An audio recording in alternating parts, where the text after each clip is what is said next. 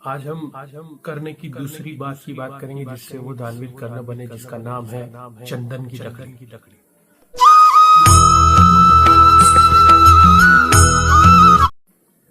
पिछले वीडियो में हमने ये देखा था कि दानवीर कर्ण ने कैसे सोने के पहाड़ सबको दान कर दिए थे और वहां से वो चले गए थे। बाद में कृष्ण भगवान और अर्जुन वहां खड़े थे, तो अर्जुन ने माधव को कहा, माधव मैं ये तो मान सकता हूँ कि कर्ण मुझसे सर्वश्रेष्ठ है, बट लेकिन वो मेरे भैया धर्मराज युधिष्ठिर से सर्वश्रेष्ठ नहीं है। धर्मराज युधिष्ठिर धर्मराज भी है और वो सबसे बड़े दानी भी है, क्योंकि जो भी प्रजा का व्यक्ति हो या कोई भी साधु संत हो, जो भी मेरे घर पे आता है, धर्मराज दिल खोल के उनको दान देते हैं और किसे बिना बताए कुछ नहीं देते, वैसे ही दे देते हैं वो।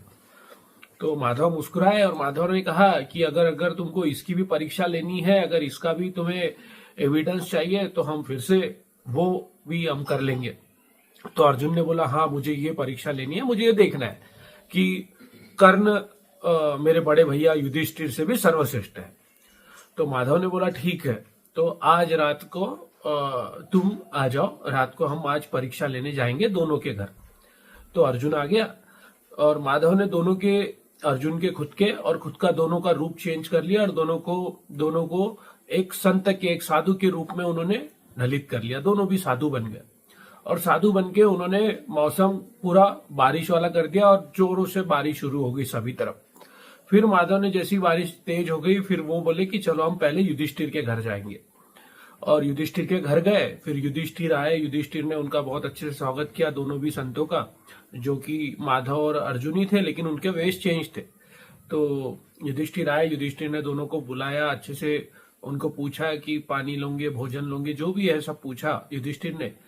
तो जो साधु थे, साधु ने एक ही चीज बोली कि धर्मराज, हमने सुना है कि तुम बहुत बड़े धर्मराज हो, बहुत बड़े दानी हो और हमें तुमसे बहुत छोटी सी आशा है। तो धर्मराज ने बोला कि आपकी जो भी आशा है मैं पूरी करूंगा, आप बताओ।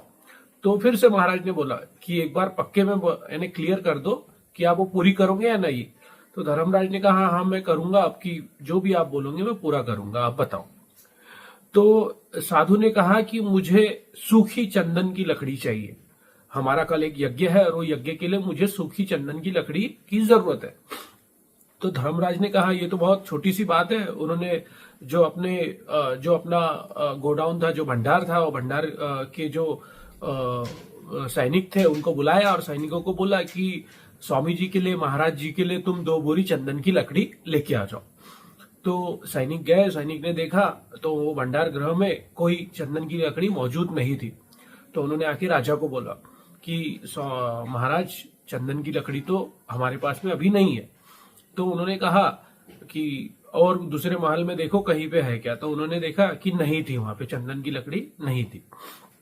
तो फिर उन्होंने सैनिकों को कहा, जहां जंगल से तोड़ के लेके आ जाओ। फिर जंगल में गए, जंगल में सैनिकों ने जो लकड़ी लाई वो गीली थी। उन्होंने महाराज को बोला कि महाराज गीली लकड़ी है। तो महाराज ने कहा, धर्मराज मुझे सूखी लकड़ी चाहिए, मैंने पहले ही कहा था। फिर धर्मराज ने कहा, महाराज लकड़ी तो नहीं है, लकड़ी की जगह में मैं दूसरी लकड़ी दे सकता हूँ, या आपको कोई सोना चांदी चाहिए तो बताओ, मैं वो दे सकता हूँ।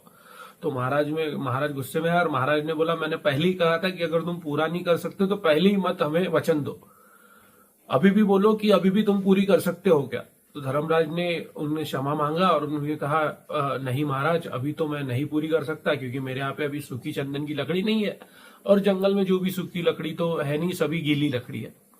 तो वहां से साधु गुस्सा होके चले गए।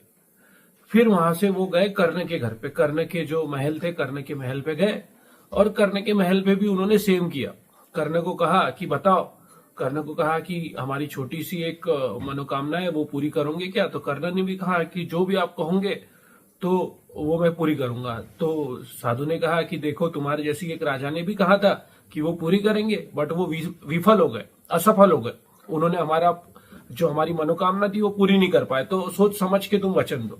तो कर्ण ने कहा कि मैंने आपको वचन दिया है तो आज मैं वचन पूरा ही करके रहूंगा, आप निसंकोच मुझे बताइए आपको क्या चाहिए। तो स्वामी जी ने कहा कि मुझे 2 बोरी चंदन की लकड़ी चाहिए कल यज्ञ के लिए।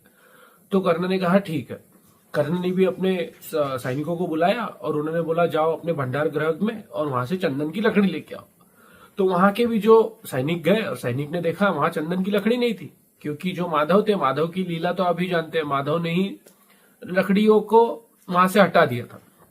तो सैनिक आए, सैनिक ने कहा नहीं राजा महाराजा, यहाँ पे तो चंदन की लकड़ी नहीं है।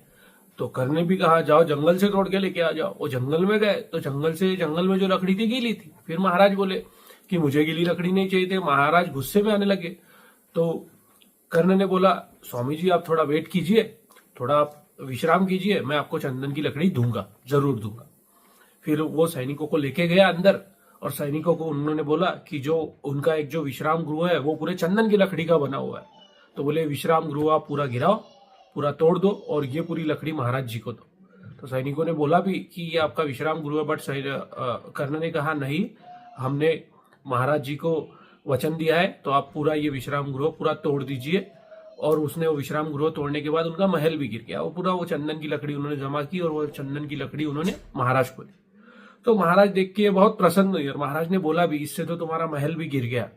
बट कर्ण ने यही कहा कि महल मायने नहीं रखते, मायने रखता है मेरा वचन।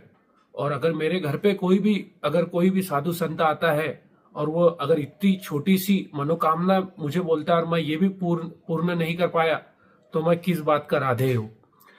तो यही है, इस कहानी से यही पता चलता है कि अगर कुछ दान करना है या किसी की हेल्प करना है और अगर आपने 100% उस बात में लगा दिए तो आप वो बात पूरी कर सकते हैं, वो बंदे की हेल्प कर सकते हैं। और अगर आपके मन में ही उसे हेल्प करने का इरादा नहीं है और आप सिर्फ दिखावा कर रहे हो, तो वो बात होने वाली नहीं है। तो कर्ण के मन में यही था, उसके मन में 100% था कि इसको देना ही है कोई भी हालत में। तो उसने ये नहीं देखा मेरा महल गिरेगा ये गिरेगा, उसने सीधा महाराज जी को दान दे दिया और वहां से वो दोनों निकल गए। फिर जाने के बाद में कृष्ण जी ने बोला अर्जुन को कि बताओ अभी भी तुम्हें कोई डेमो चाहिए, अभी भी कोई तुम्हें एविडेंस चाहिए।